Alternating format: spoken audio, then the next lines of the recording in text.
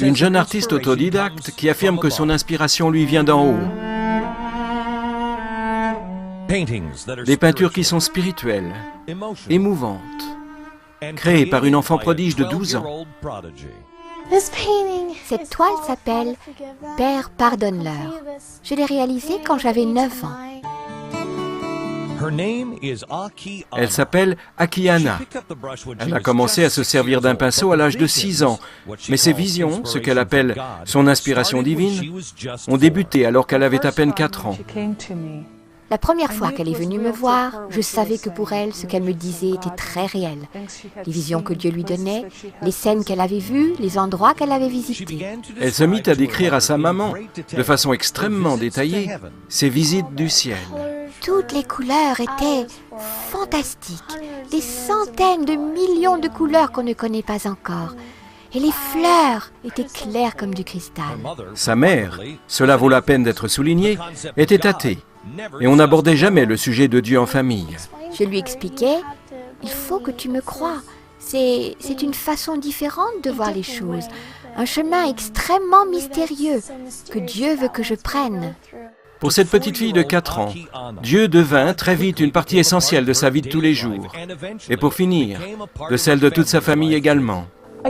Je pense que Dieu sait pourquoi il met les enfants dans telle ou telle famille. La façon dont Akiana décrit Jésus est non moins saisissante que sa façon de le peindre. Il m'apparaît dans une lumière vive. Il est pur, extrêmement viril, fort, grand. Ah, ses yeux sont absolument magnifiques.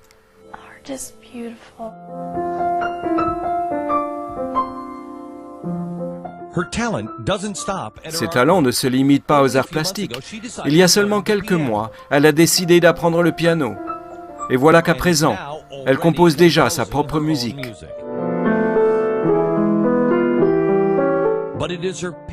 Mais c'est sa peinture qui traduit le mieux l'incroyable spiritualité de cette jeune fille.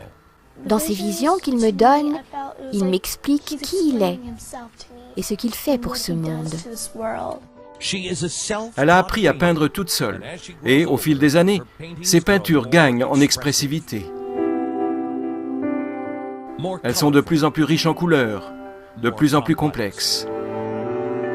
Cette jeune fille, armée seulement d'un pinceau et de sa peinture, est déterminée à exprimer l'essence de sa foi et, ce faisant, on peut l'espérer, à inspirer les autres en leur faisant partager la même émotion. La chose la plus importante qui soit, c'est la foi. Sans la foi, on ne peut pas communiquer avec Dieu. C'est juste tellement beau là-haut.